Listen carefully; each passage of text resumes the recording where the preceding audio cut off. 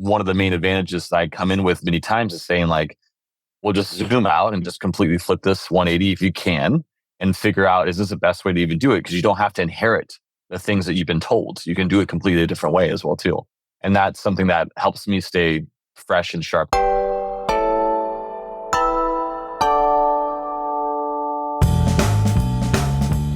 Hello and welcome to Confessions of a B2B Marketer. My name is Tom, your host, and we have got a guest that I've been waiting to bring on for months, if not years. It's Jonathan Dane, the founder and CEO of KlientBoost, who are an awesome agency that share all their wisdom, that just have an incredible brand. So that's what we're going to be talking about today. And we're splitting the discussion into two. First, we're talking about Jonathan's expertise in PPC, in B2B marketing strategy, and the difference between demand creation and demand capture. And then we move on to culture, leadership, operations, hiring, because Jonathan is an expert at that because he's done at KlientBoost and that can apply to any B2B marketing team. So we'll jump into that in a second. For now, we have to give a massive shout out to Fame. So Fame make this show is also the business that I created. Go to fame.so to see what we do. We essentially start and grow profitable podcasts for B2B brands. Go and check out the logos on the homepage or the case studies. So thank you, Fame. There'll be a link below as well. So let's jump into that discussion right now. Jonathan, welcome to the show. I am happy to be here, man. Thank you for having me. I've wanted to get you onto this pod for a long time because there's a couple of things that I think you do really well. Okay. Thing one is that you must, or like have definitely got really good at a specific type of marketing, number one. And then from there, you've obviously got good at a lot of other stuff that has enabled you to build an awesome company. Yeah. And so that's how I want to structure this episode, is first dig into your understanding of like B2B marketing, et cetera. And then we can talk about the growth of KlientBoost. Now, to zoom out, everybody, if you don't know who Jonathan Dane is, go to klientboost.com or search for Jonathan Dane on LinkedIn and go do that. Or they'll be linked below anyway. So would you agree with my theory that you first got really, really good at PPC for businesses? Yeah. I think I had a good take on, I would call it first principles thinking of like, how are people doing this and what are the secrets to making it perform better? And that was the early days where we then came out with some solutions and some coined terms, you can say, that kind of put us on the map and helped lead to the growth that we achieved for sure. Did you birth the SCAG? I didn't birth it. I think I ran with it. I think I stole it from somebody else and I coined it and I ran with it that way. But then we planted that flag and held on to it for a long time. Yeah. The secret for getting good, because I know the full story, like you were on Craigslist finding clients maybe 10 years ago. Yeah. I've been doing things beyond marketing as well too. Yeah. Selling jerseys and other things. Yeah. But the secret for somebody listening in the B2B marketing world, and they're like, I just want to get really good at any strategy. Is it just volume, like do it for every day for 3 years? No, I think the deliberateness behind it is more important. And what I mean by that is, I think too many people in today's world are strategists, and they're not really the ones that want to roll up their sleeves and be able to like take something from A to B. And so they don't know how the machines work. They don't know how the sausage is being made, as some people say. And that's pretty clear when we have interviews with people as well too, that we're looking for people who can do both. They can be the strategic partner and talk about where we're going. They can almost be like a marketing Sherpa taking a client up a mountain, but they can also show how things lead to revenue outcomes or pipeline outcomes, for example, as well too. Very, very specifically, very deep in an ad platform, for example, too. So that's my biggest gripe with today's B2B marketers, I would say. And we'll talk more about how you can attract these type of like awesome people later on. My question to you right now is, obviously KlientBoost has X amount of employees. How close are you to the sausage being made, e.g. like the ad accounts for PPC, like these days? I'm still pretty involved, to be honest. I like to keep my skills sharp and fresh because a lot of the things that I have, again, they're not taught to me. Same thing from a corporate perspective in terms of culture and things like that too. And so I feel like my viewpoint is very much so wipe the slate clean. We don't have to do it this way. We can re-engineer it completely from scratch. And I think a lot of people, they can't do that mentally because they're not a founder like me. They don't have a boss. I don't have a boss, I should say, but they do, right? And so a lot of fear is still there, regardless how good your culture is. And so one of the main advantages that I come in with many times is saying like, we'll just zoom out and just completely flip this 180 if you can and figure out, is this the best way to even do it? Because you don't have to inherit the things that you've been told. You can do it completely a different way as well too. And that's something that helps me stay fresh and sharp, like I mentioned as well too. So pretty involved still. So you would like jump in and do audits on like client ad accounts, like tweak stuff and be like, we can do this better here, like even today. Totally. Yeah. I still talk a lot of shit to my team, and we have a very competitive nature internally that the day that somebody can outperform me holistically, and we definitely have people who are way smarter than me depth wise on different things that are very subject matter experts. And that's how we should hire as well too. But in terms of taking a client and all the things that are needed, think about the political aspect of buy-in internally, right? Of like, well, why should we do this thing? And what are the benefits and the pros and cons? So I find that also helps me stay sharp for our own marketing, because that's what I spend most of my time on internally today. Yeah, you like almost the death of a CEO would be like to get so far, or the founder, etc. Because I understand you're not the CEO right now, but you have to get so far away from the actual thing that you can't innovate, you don't really understand what's going on. So it seems like you purposefully stay close to the. Yeah, I find that, like we talked about, not knowing how the machine works, because I think it's part people and talent, and it's part systems as well too. The systems aspect, I'm very much geeking out about as well too. So I have no plans on leaving that or getting too far from that. Got it. Now, despite the extreme knowledge of PPC, I understand that, especially in the early days, the big growth leader for KlientBoost was actually SEO. Yep.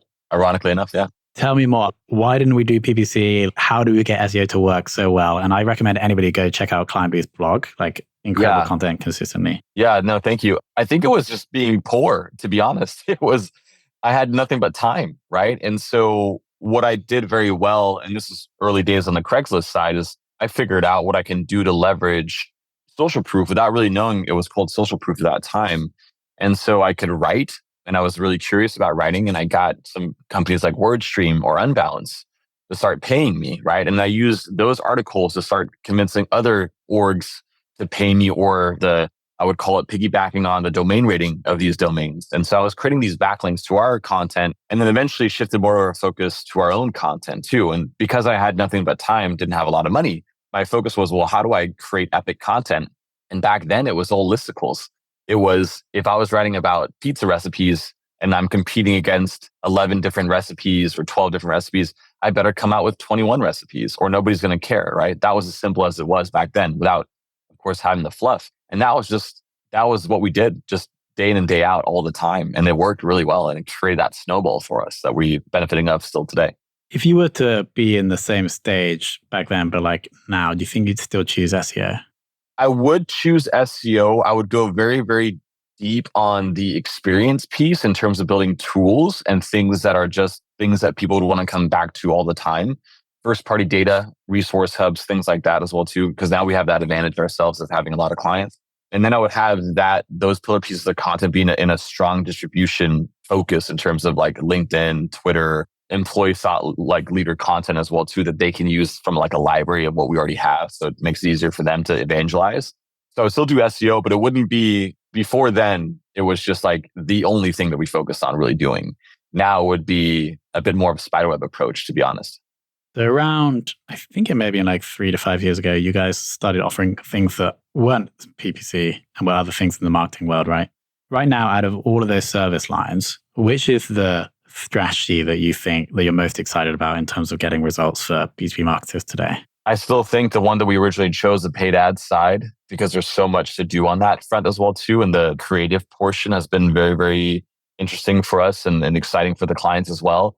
In CRO, it's insane to me how many B2B marketers that even have the title of demand gen, but they come to us and what they really need is like better performing demand capture because they try to skip that step and they are inflated CACs and they don't have great conversion rates either. So there's still so much meat on the bone for that. It's insane to us. So I would still do that.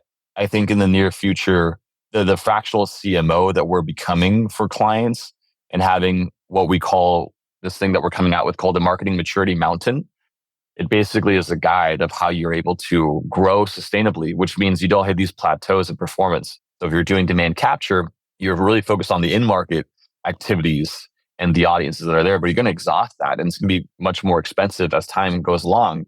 And so what ends up happening, I think that a lot of B2B marketers, they over-index in all the tools like the intent, the third-party audiences, the in-market stuff and all the signals, which is great. But if you're doing only that and you're not also doing how to expand your buying pool over time and growing your TAM, you're kind of setting yourself up for like very short-term success and very intense growing pains later on when you hit that plateau. And it just means that you have an opportunity to do things that your competitors aren't doing because they're not brave enough to do these things. But it's also, you may not have like the strategy of how to like tie the dots together in terms of, well, how does a brand play actually help our demand generation and our demand capture as well too? And how do we prove that with certain maybe new metrics that tell that story? So that's not a service I can't like put in a box easily, but it's something that a lot of our clients are asking for. We're now building solutions for, and it's kind of like this, let's help you take you up the mountain. Let's make sure that every step of the mountain attaches to your goals as a company as well too. And then also helps you become quantifiably different from your competitors as well too.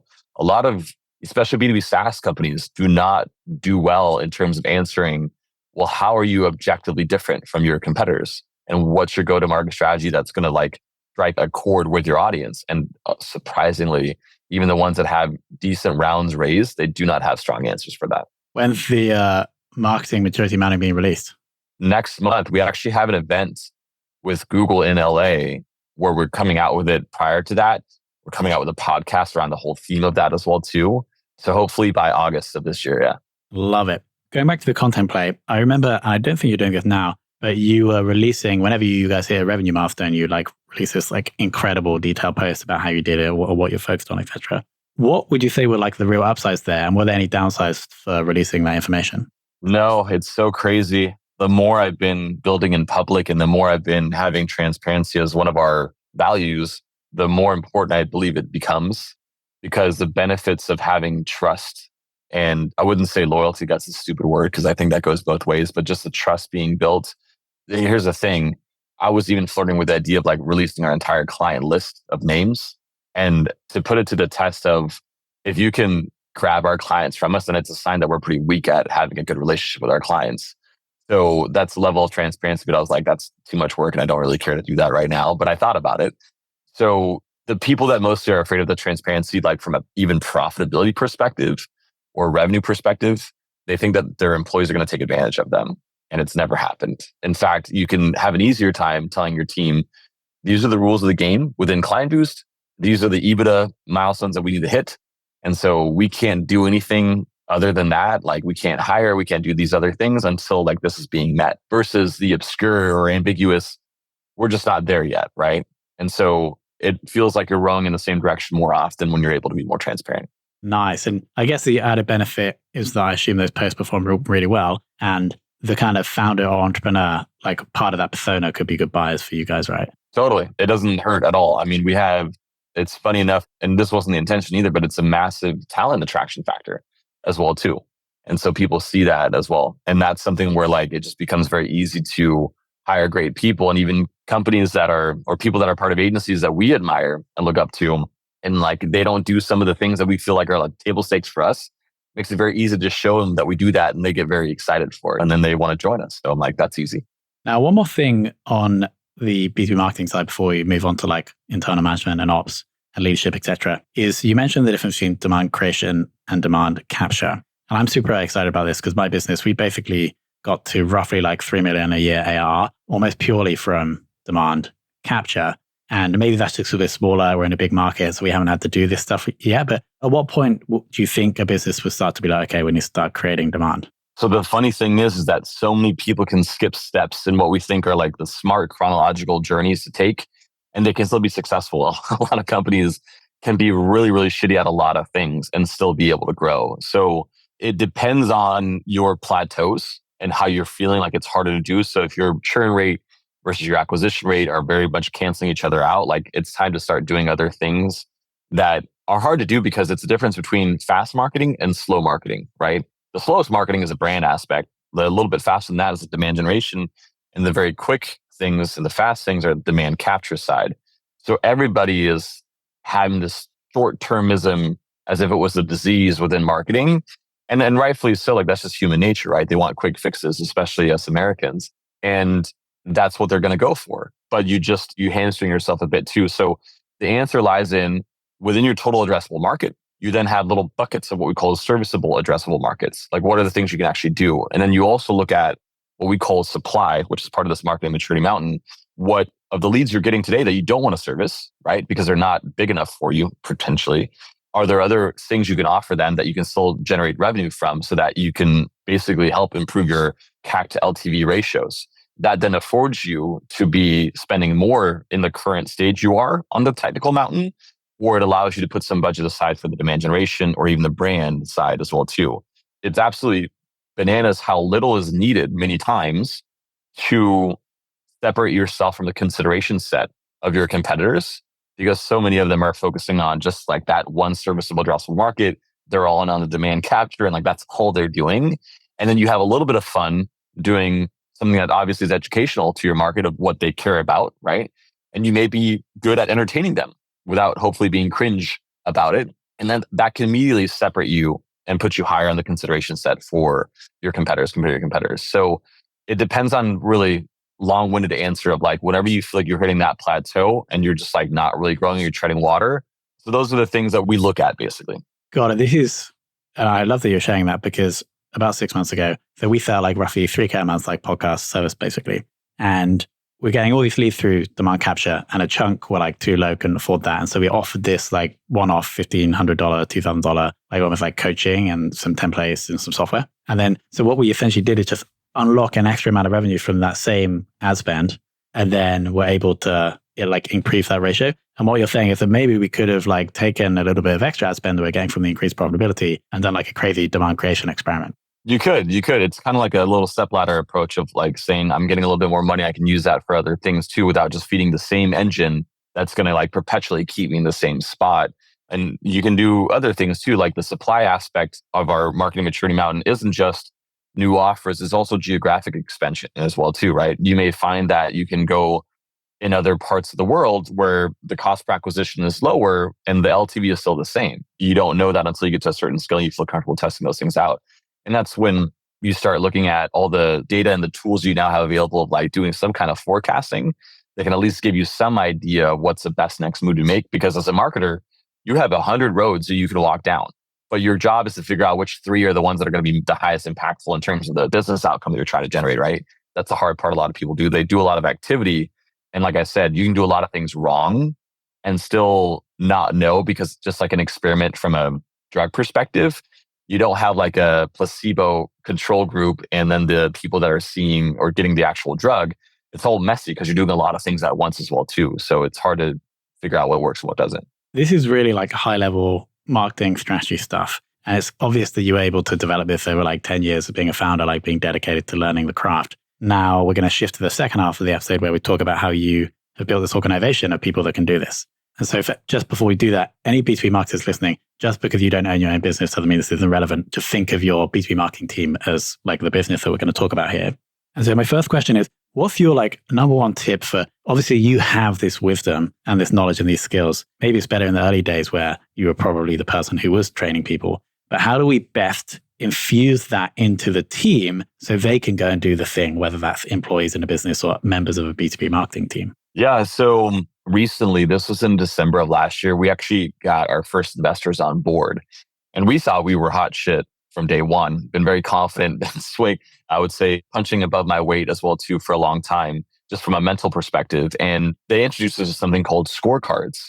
And there's this book called Who, and it was absolutely transformational for me because a lot of people maybe we listen or watching and say, well, scorecards are common.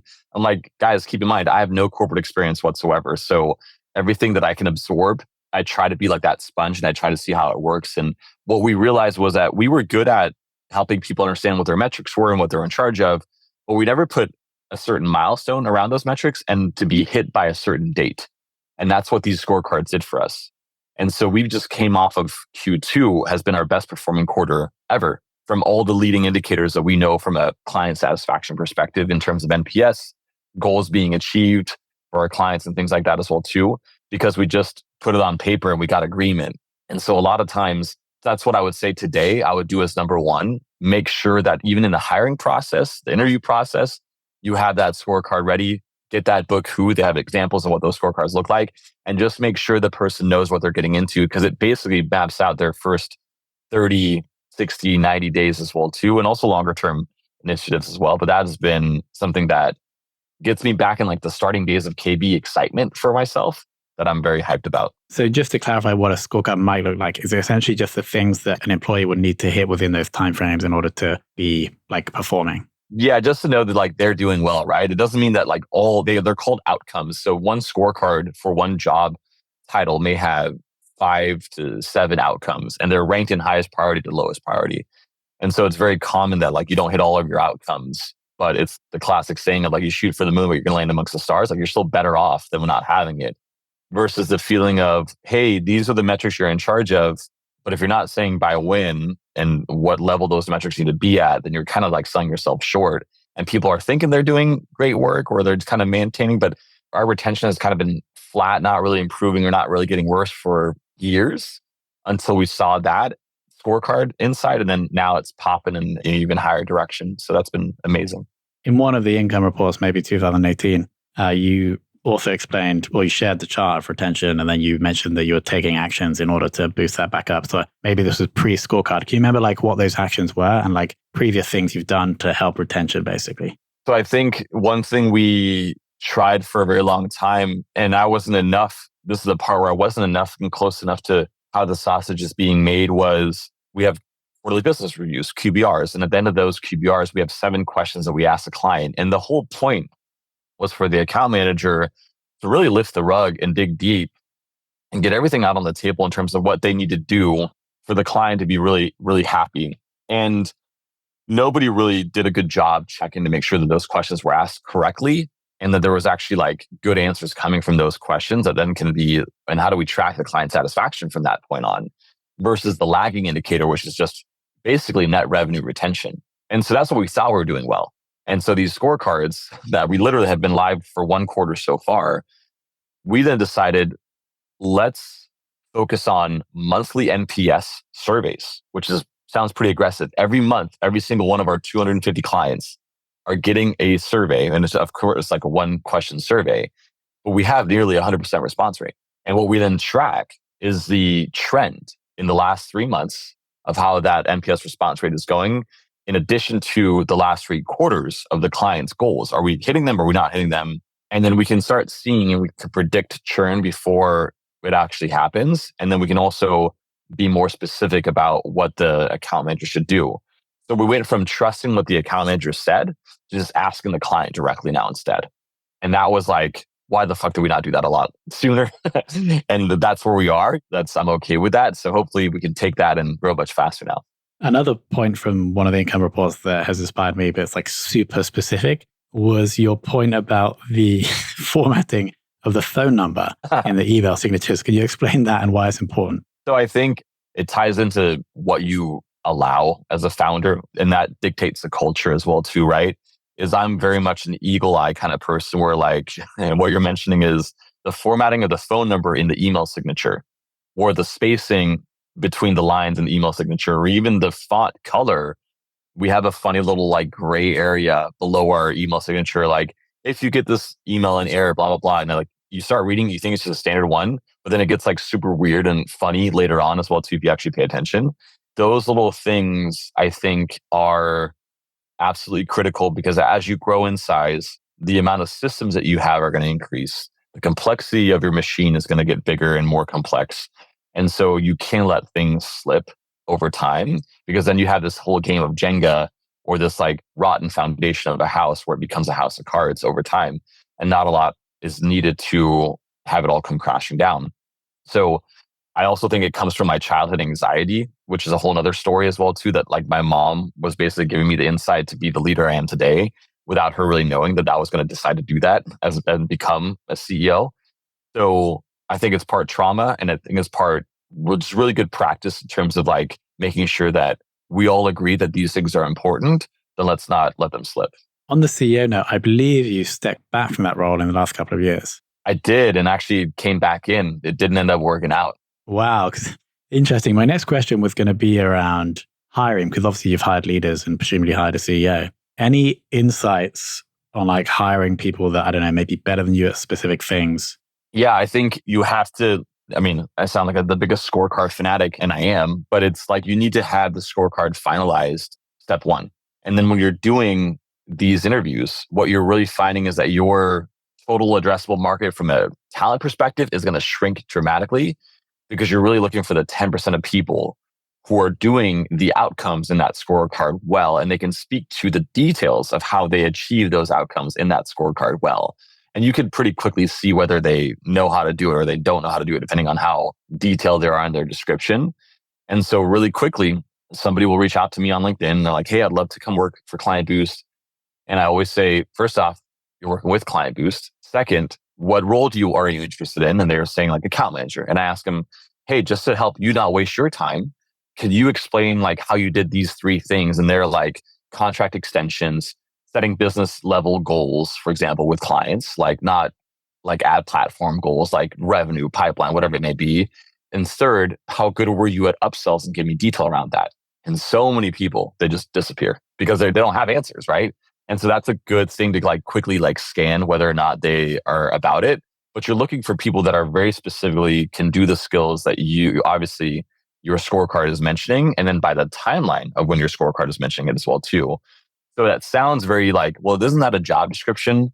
No, because a job description is way too fluffy. It's just like giving an idea of like, you need to work in a fast-paced environment and you need to have like a good attitude. I'm like, everybody's going to nod their head and say yes. And that's why you keep getting a million applicants that aren't like quality for you, right? So you need to tighten the lens of what you're looking through. Makes total sense. So back in the CEO role, how long has that been for? Like about a year now, actually. Yeah. Got it. And did you have like, when you came in, you were like 30, 60, 90 days, these are the things I want to change, tweak, or improve? Yeah. So before we got the investors on board, and these guys were people who were just like, I would call them Hall of Fame agency people who kind of like have sold their stuff and they're now doing whatever the hell they want, right? They kind of came in with this crystal ball and then showed us like early on before they even became investors, like, hey, here's how you rank amongst your peer set of other agencies as well too. And like that was eye-opening because I only could see when agencies were founded and I can see their headcount of employees like from the outside. That was my only like gauge. And what we found out was like there was so many improvements that we could make, even though we thought our marketing was great. Well, our CAC to LTV might not have been the best. Like it can be a lot better, right? So there's improvements in the retention aspect. There's improvements in not overpaying for acquiring clients and things like that as well too. And that insight just was like me smelling like blood in the water as a shark, because now I had reality in front of me. And my goal is to one day sell KlientBoost, right? And have a great financial outcome for myself and my team and my family. And so I knew now what I was competing against when it came to the private equity world, for example. And so that had been like a sense of urgency was unlocked in me. And that's where I started making these moves as well too. Wasn't it professional basketball before coming into the PPC game? Yeah. So it feels like you have, or one thing that may be important for any founder, I guess, is this like competitive edge, right? You saw what the competition were doing and you're like, we could definitely beat that. Yep. I think basketball and my success in basketball has helped me kind of be like, I'm intensely confident and I am extremely optimistic as well too, to the point where like our investors are bring one foot down into reality, JD. I'm like, no, are you saying to me that we can't do that? They're like, no. And I'm like, shut the fuck up and help me get there. That's what you're here for, right? I think that's important too, that like I keep a good balance on when COVID hit, for example, all shit was like crazy, right? For all businesses. When the looming recession, especially in the B2B SaaS market, was drying up and we were losing clients and everybody was like lowering their budgets. And now it was a game of efficiency, not so much money is free, let's go wild. Having those like heartfelt conversations or like, it can hit the fan, but here's what we're doing in case to prevent that. But if it does, here's what we're also going to do. That is a good balance to have as a founder where like you have to be confident, you have to be optimistic, or this is not going to work for you. It's going to be really hard. And you have to also not be so blindly optimistic to say everything is great, because your team they're not stupid, right? They're going to like sniff that out too. So I think in transparency, it's a tricky seesaw balance, but if you get it right, it's really powerful. There we go. JD. So expert PPC, marketing strategist turned founder, CEO, and now like leadership management ops guru, I want to say. Your words, not mine, but thank you for the kind words. Thank you so much for coming on. What I'm going to do is I'm going to link to the Who book. I'm going to link obviously to KlientBoost, your LinkedIn. Is there anything else we should link to below? No, I think that's great. And if anybody has any questions, I think like you mentioned as well too, like even if you're internally in a B2B SaaS organization, for example, and like you're curious about how these principles work from a leadership perspective or just management perspective, they're so dead simple. And this is the reason why we won Glassdoor back in 2022. We were the number one company. I don't think a marketing agency has ever done that before because we're classically known as being very stressful of a job environment. So you get your team to feel strong, confident, excited, taken care of. The performance and the output and the productivity you're going to get to hit your goals yourself. Don't even get me started on that. So you can't skimp. You got to be holistic about everything you do. There we go, Jonathan. Thank you so much for coming on. Cool. Thank you, Tom. All right, team, what do we think about that? I hope the second section wasn't too founder entrepreneur focused, but I'm pretty sure that all the wisdom that Jonathan was sharing can also apply to any small or large B2B marketing team that you may be part of or running. So first off, let's give a shout out to the person on Apple Podcasts who's named Emma_falling_upwards for this review. I've worked with several B2B clients, and this show consistently comes up with good listenership and quality B2B guests each episode. Thank you so much for that, Emma. If you have any feedback about the show, please leave a rating or review on Apple Podcasts. I'll get it. I'll see it. If you ping me the link or the screenshot to that review, I'll give you and your business a shout out in the outro of an episode going forward. Of course, thank you so much to fame.so for producing this show. If you have a B2B business and want someone to do all the work to grow and start a profitable podcast for you, then go to fame.so. Thank you to Jonathan for being so generous with his wisdom. And thank you to you for listening.